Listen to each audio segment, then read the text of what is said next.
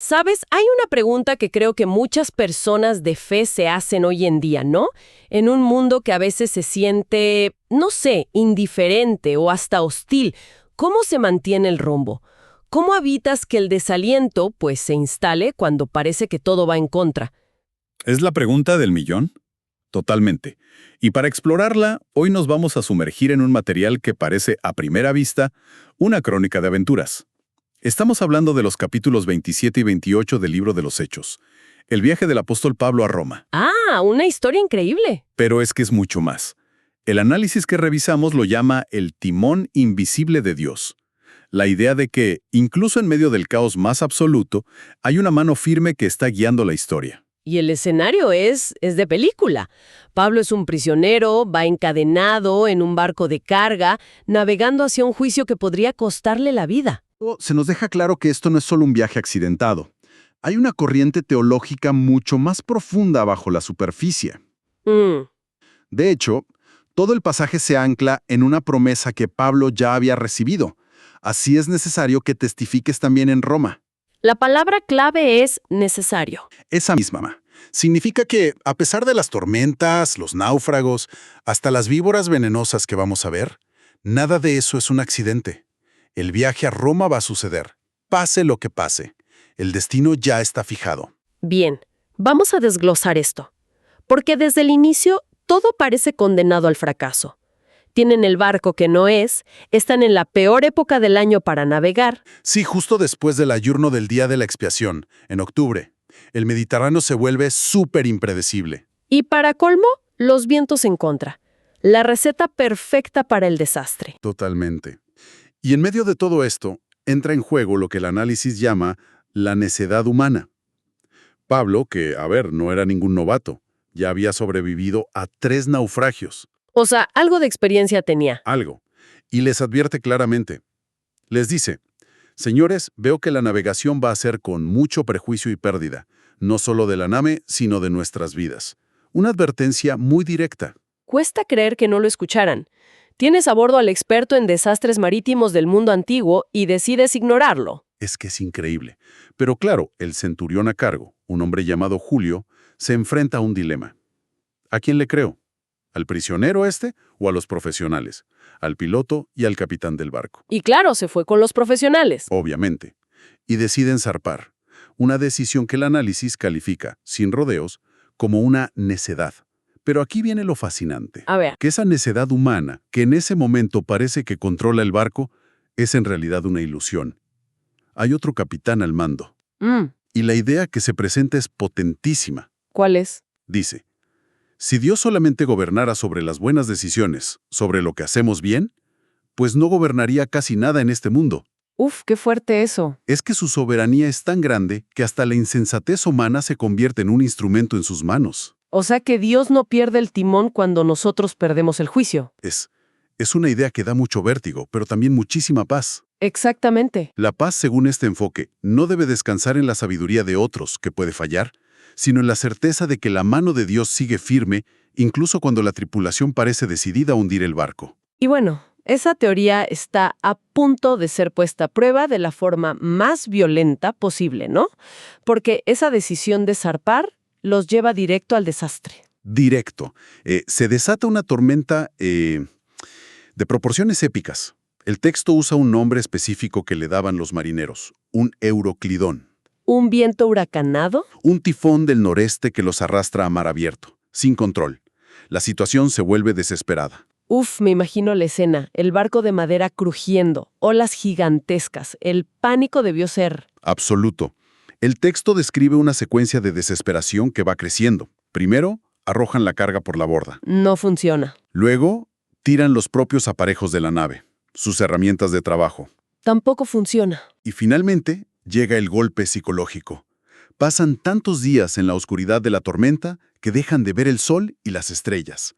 Pierden su única forma de orientarse, y con ella, dice el texto, toda esperanza de salvarnos. Es el punto más bajo. 14 días a la deriva, sin comer, esperando la muerte. Y es justo ahí, en ese momento de rendición total, que Pablo hace algo increíble. Se pone de pie en medio de todos. Y en lugar de decir, se los dije, que es lo que cualquiera de nosotros habría hecho. Totalmente. Les dice, ahora os exhorto a tener buen ánimo. Hay que tener una convicción muy, muy profunda para decir algo así en esas circunstancias. Su seguridad no venía del clima, venía de una revelación. Y aquí está el detalle clave. Un ángel se le apareció. Y me encanta cómo Pablo se presenta. No dice el ángel de mi Dios, sino el Dios de quien soy y a quien sirvo. Es una declaración de pertenencia total. Y la promesa es súper específica. No temas, Pablo, es necesario que comparezcas ante César, y Dios te ha concedido a todos los que navegan contigo. Nadie va a morir, solo se pierde el barco. Es un momento de liderazgo extraordinario. Y el análisis aquí presenta un contraste fascinante con otra historia bíblica de un profeta en una tormenta. ¿La de Jonás? La de Jonás. Son polos opuestos. En el caso de Jonás, la tormenta es por culpa de él porque está huyendo de Dios. Claro, lo tienen que tirar por la borda para que el mar se calme. Exacto. Aquí Pablo está diciendo lo contrario. La salvación de las 276 personas a bordo depende de que él, el siervo de Dios, se quede en la nave. Su presencia no es el problema, es la garantía de la solución. Y la promesa se cumple, pero no como uno esperaría, ¿verdad? No es que la tormenta pare y llegan tranquilos a un puerto. La cosa se pone peor. Mucho peor. El barco finalmente encalla con una violencia tremenda contra un banco de arena y las olas empiezan a destrozarlo por completo. El caos final. Y en medio de ese caos, a los soldados se les ocurre una idea terrible. Matar a los prisioneros, que desde nuestra perspectiva suena brutal, pero tenía su lógica para ellos, ¿no? Tenía una lógica romana implacable. Si un prisionero bajo tu custodia escapaba, la ley decía que el guardia pagaba con su propia vida. Ah, claro. O ellos o los prisioneros. Exacto. Su plan era asegurarse de que nadie pudiera escapar nadando. Pero la promesa era que todos se salvarían. Y aquí entra de nuevo el centurión, Julio. Él mismo, queriendo salvar a Pablo, prohíbe a los soldados que ejecuten su plan. En cambio, ordena que todos se lancen al mar e intenten llegar a la costa como puedan. Unos nadando, otros agarrados a lo que fuera, sino a través del desastre. El barco se tiene que hacer pedazos para que la promesa se cumpla. Exacto. Pero uno pensaría que después de todo eso, ya, un respiro. Y no es así. Para nada. Llegan a la isla que descubren que es Malta, empapados, muertos de frío. Los habitantes los reciben bien, encienden una hoguera. Y Pablo, que siempre era muy práctico, se pone a recoger leña para ayudar. ¿Y mientras lo hace? Una víbora venenosa, que huía del calor, le muerde la mano y se le queda colgando. No puede ser. Después de todo lo que ha pasado, es casi cómico de tan trágico que es. La reacción de la gente de la isla es inmediata. Ven la serpiente y dicen, ciertamente este hombre es un homicida, a quien, escapado del mar, la justicia no deja vivir. El karma, digamos. El karma. Están esperando que se hinche y caiga muerto en cualquier momento. Pero eso no ocurre. No ocurre.